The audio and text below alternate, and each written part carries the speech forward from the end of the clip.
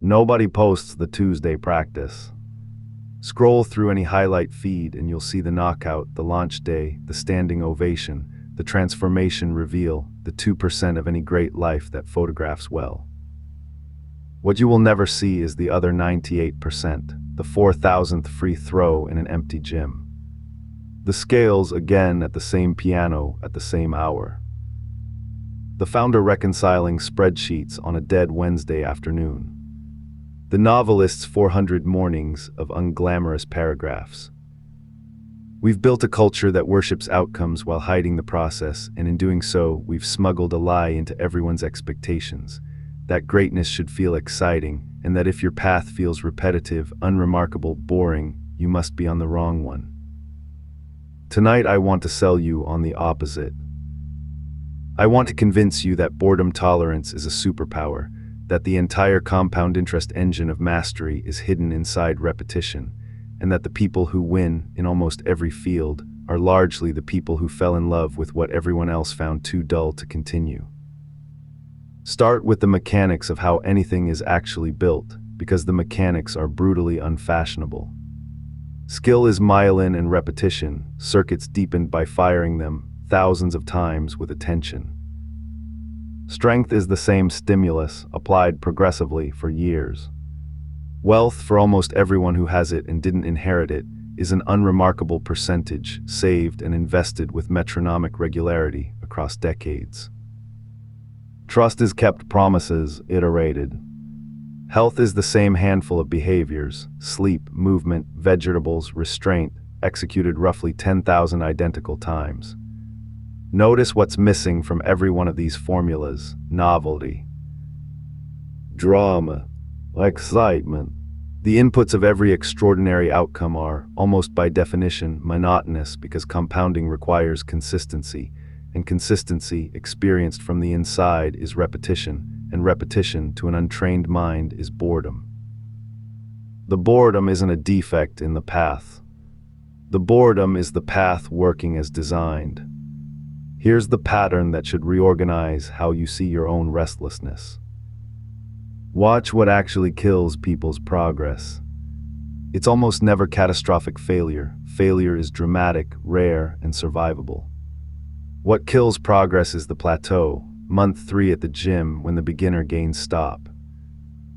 Year 1 of the channel when the videos still get 11 views. The intermediate stage of the language, the instrument, the craft, that long flat middle where effort keeps going in and visible novelty stops coming out. This is where the crowd thins, not because the work got harder, but because it got repetitive. And watch what the quitters almost always do next. They go find a new beginning. Because beginnings are exciting, new gear, new plans, fresh dopamine, rapid novice gains. There is an entire tribe of perpetual beginners out there, people with 10 started hobbies, 10 abandoned projects, 10 first chapters, endlessly harvesting the fun early phase, forever fleeing the boring middle, never once reaching the part where compounding pays. They're not lazy, most work quite hard in bursts. They are boredom intolerant, and that single intolerance quietly caps everything they'll ever build at the level where repetition begins. Meanwhile, the ones who break through describe something the quitters never stay long enough to feel, and this is where it gets beautiful. Ask the deeply practiced, the woodworkers, the lifters, the pianists, the surgeons, the bakers of the 10,000th loaf about the repetition, and they'll describe a threshold. On the near side, repetition is boredom, the same movements, again, resented. But somewhere after months, sometimes years, it inverts. The sameness becomes a container, and inside it, an entire world of detail opens up that novices literally cannot perceive. The same free throw is never the same. There's the breath, the wrist angle, this rep's minute correction of last rep's minute flaw. The same morning pages reveal the infinite differences between sentences. What looked from the outside like monotony reveals itself from deep inside as texture, endless, absorbing texture.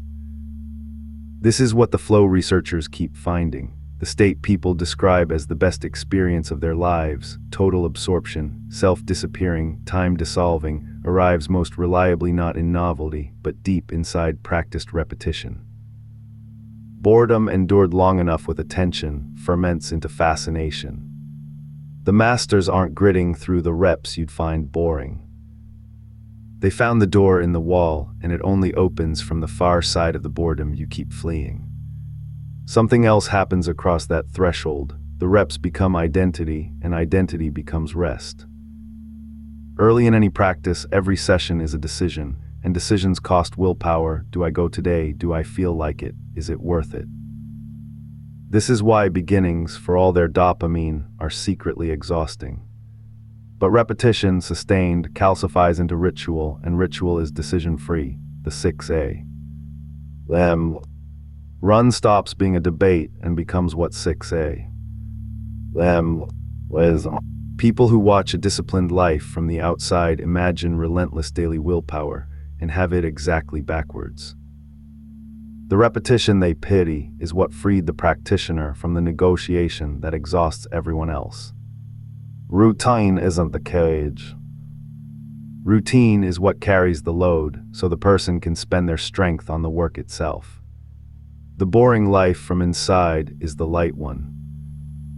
Now the obvious objection deserves its answer. Isn't this a recipe for rut? Isn't novelty how you grow? Distinguish two things. Novelty seeking as escape, abandoning the plateau for a fresh start, is how growth dies. We've covered it. But variation within commitment is how growth accelerates. The lifter cycles programs but never stops lifting. The writer changes genres but never stops the morning pages. The frame holds, the contents evolve. Deep practitioners are often wildly experimental, inside a container they haven't broken in 20 years. The rule is vary the stimulus, never the standing appointment. Boredom with a session is a design problem, solve it with variation.